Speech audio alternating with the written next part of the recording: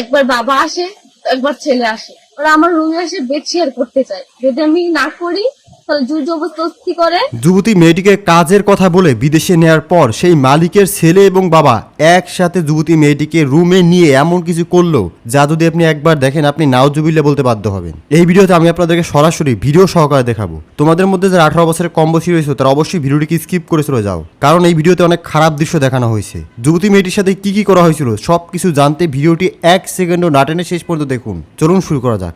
একবার বাবা আসে, একবার ছেলে আসে। আমি একটা রাত ঘুমাইতে পারি না ওদের যন্ত্রণায়। ওরা আমার রুমে এসে বেড শেয়ার করতে চায়। যদি আমি না করি তাহলে জোর জবরদস্তি করে, মারধর করে। আমার সাথে এরকম অবস্থা করে ওরা। আচ্ছা আপু, এই যে আপনি বললেন যে প্রবাসে গিয়ে আপনার সাথে এরকম কিছু নেক্কারজনক ঘটনা ঘটেছে, এখন আপনি কোন দেশে ছিলেন? দুবাই। দুবাই। আপনি দুবাই প্রবাসী ছিলেন। আচ্ছা, প্রথমত আপনি কিভাবে দুবাইতে গেলেন? আমাকে হচ্ছে কবির নামে একজন দালাল ছিল, উনি আচ্ছা। আমাকে নিয়ে গেছে। আচ্ছা তো আমার কাছ থেকে কিন্তু 50,000 টাকা নিছে, আর আচ্ছা। বাকি সব খরচ ওনাদেরই ছিল। তো আচ্ছা আমাকে বলছে যে ওইখানে হসপিটালের নার্স হিসেবে একটা জব দিবে। আচ্ছা তো ওইখানে যাওয়ার পর আমাকে কোনো জব টব দেয় না, আমাকে একটা বাসা বাড়িতে কাজে ঢুকাইয়া দিছে। আচ্ছা আর ওখানে কাজে ঢুকছি তো কিছুদিন ভালোই ছিল, সবাই সবাই ভালো ছিল। কিছুদিন যাওয়ার পর থেকে ওই বাসার যে মালিক, উনি আচ্ছা। হচ্ছে রাতের বেলা আমার রুমে যাইতো, বাজে ভাবে টাচ করতো, বাজে ভাবে ইশারা ইঙ্গিত করতো। আচ্ছা, আপনার মালিকের যে কোনো ওয়াইফ ছিল না? ওয়াইফ ছিল, উনি জব করে তো বেশিরভাগ বাহিরেই থাকে। মানে ওনার ওয়াইফ জব করতো, বাইরে থাকতো, হ্যাঁ। সেই সুবাদে আপনার হচ্ছে রুমে ঢুকতো। হুম। আচ্ছা, ঢুকে আপনার সাথে অনেকটি কার্যকলাপ করতে চাইতো, তাই তো? হ্যাঁ, তো আমি না করলে আমাকে মারধর করতো।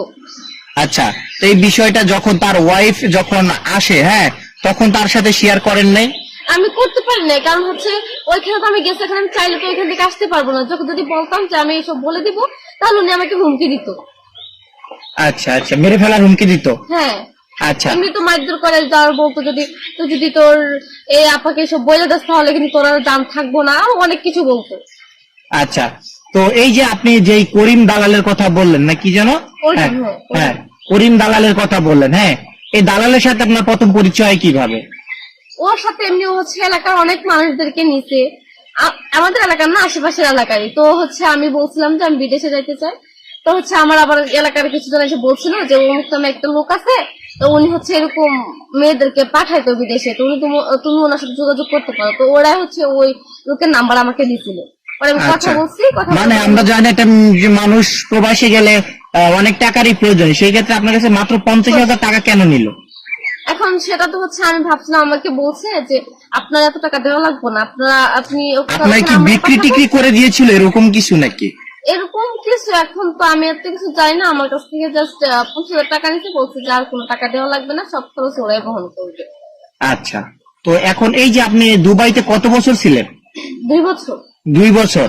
2 বছরে আপনার সাথে যেরকম ঘটনাগুলো ঘটেছে, তো এই ঘটনার ভিতরে সবচেয়ে লোমহর্ষক ঘটনা যেটা হচ্ছে আপনি বললেন যে বাবা একবার আসে, ছেলে একবার আসে, এরকম কতদিন আপনার সাথে হয়েছে 2 বছরের ভিতরে? এই যে বললাম না, আমি গেছি সপ্তাহে 15 দিনের মতো ভালো ছিল সবাই। এরপর থেকে যে এরকম আস্তে আস্তে আমার রুমে ওদের যাওয়া আসা শুরু হয়েছে। তো ফার্স্টের দিক দিয়ে যেরকম হাত ধরতো, বাজে ইশারায় তাকাইতো, কেমন নজরে তাকাইতো। তো ফার্স্টে এত কিছু বলতো না। তো আরো কিছুদিন যাওয়ার পর থেকে ওরা এরকম আমার সাথে বেড শেয়ার করতো, ডিরেক্ট বলতো যে আমি তোর সাথে বেড শেয়ার করতে চাই। যদি না করতাম তাহলে এরকম মারধর করতো। 2 বছর যাবত আমি এত কষ্ট করছি, কারণ হচ্ছে আমি দেশে আসতে চাইতাম, আসার তো কোনো সুযোগ ছিল না, আমি কিভাবে আসবো দেশে? আর দালালকে বললে সেও কোনো ব্যবস্থা করতে পারতেছে না। আচ্ছা, আপনি তো আপনার কাছে ফোন ছিল, তাহলে আপনি বাংলাদেশে আপনার আত্মীয় স্বজন যারা আছে তাদেরকে বলতেন, আপনার আব্বুকে বলতেন বা আপনার আম্মুকে বলতে পারতেন যে আম্মু আব্বু আমার এই সমস্যা, আমাকে এখান থেকে নিয়ে যাও। তখন আপনার আব্বু আম্মু আপনার সে হেল্প করেনি? না, আমি তো হচ্ছে আব্বু আম্মুকে বলার মতো সাহসটা পাই নাই ওরকম। আর আম্মু আব্বুকে বললেও ওদের আমার মতো সামর্থ্য নাই। আচ্ছা, তো আপনার বেতন টেতন কি ঠিকঠাক মতন দিত? না, বেতনও ঠিকঠাক মতো দিত না। আচ্ছা, তো এই যে বাংলাদেশে আপনি কিভাবে আসলেন এটা যদি একটু বলতেন। এখন বাংলাদেশে আসছি, পরে হচ্ছে আমি কি করবো, অনেক নির্যাতন সহ্য করছি, যখন থেকে পারতেছি না পরে হচ্ছে আমি লুকায় চুরি করে একটা ভিডিও করছিলাম। ওই ভিডিও পরে হচ্ছে ছাড়ছিলাম অনলাইনে, নেটে। ছাড়ার পর হচ্ছে বাংলাদেশের কিছু মানুষ দেখছে, তারপর হচ্ছে যে পুলিশ ওরা দেখছে। দেখার পরে ভিডিওতে আমার হেল্প চাইছিলাম, ওরা হচ্ছে ব্যবস্থা করে আমাকে ওখান থেকে নিয়ে আসছে বাংলাদেশ। আচ্ছা, তো ভিডিওটা কিরকম ছিল, মানে কি ধরনের ভিডিওটা ছিল, কিভাবে ভিডিওটা করছিলেন আপনি? ভিডিওটা করেছিলাম হচ্ছে যে ওরা আমার সাথে যা যা করছে এগুলো হচ্ছে ডিটেলস একটু বলছিলাম, আর হচ্ছে বলছিলাম যে আমার হেল্পটা আমি এখান থেকে যাইতে পারতেছি না, আপনারা যেভাবে পারেন আমাকে এখান থেকে দেশে নিয়ে যান। আচ্ছা, আপনাকে মারধর করছে এরকম কোন চিহ্ন আপনার শরীরে আছে? হ্যাঁ আচ্ছা, তো এই চিহ্ন নিয়ে আপনি এখনো বয়ে বেড়াচ্ছেন, তাই তো? হ্যাঁ। আচ্ছা, তো আপনি এখন কি চাচ্ছেন, মানে কি জন্য আমাদের মিডিয়ার সামনে আসা? মিডিয়ার সামনে আসছি এই জন্যই যে আমি তো হচ্ছে প্রবাসে গেছি, এর নির্যাতিত হয়েছি আমি ওইখানে, যে আমার মতো যেন কোনো মেয়ে বাংলাদেশে কোনো মা বোন যেন নির্যাতিত না হয় এরকম।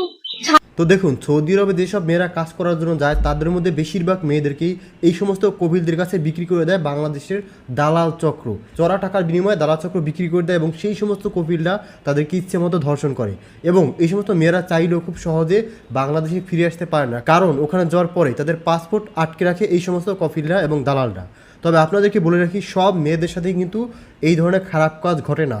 অনেক মেয়ে রয়েছে যারা সৌদি আরবে সম্মানের সাথে বিভিন্ন অফিস আদালত বা অন্যান্য কাজকর্ম করে, যাদের সাথে এগুলো ঘটে না। তবে অনেক মেয়েদের সাথে কিন্তু এই ধরনের কার্যকলাপগুলো ঘটে। তাই অবশ্যই যে সমস্ত মেয়েরা সৌদি আরবে যাবেন ভাবছেন, অবশ্যই এই বিষয়গুলো জেনে বুঝে সৌদি আরবে পা রাখবেন। কারণ সৌদি আরব দেশটা নামে মাত্র মুসলিম হলেও ওখানকার 90% মানুষের চরিত্রই এই ধরনের। আর যারা প্রবাসী রয়েছেন তারা তো সৌদি আরব সম্পর্কে জানেনই, তারাও কমেন্টসে লিখে জানাবেন। পরবর্তী আপডেট সবার আগে দেখার জন্য চ্যানেলটিকে সাবস্ক্রাইব করে রাখুন।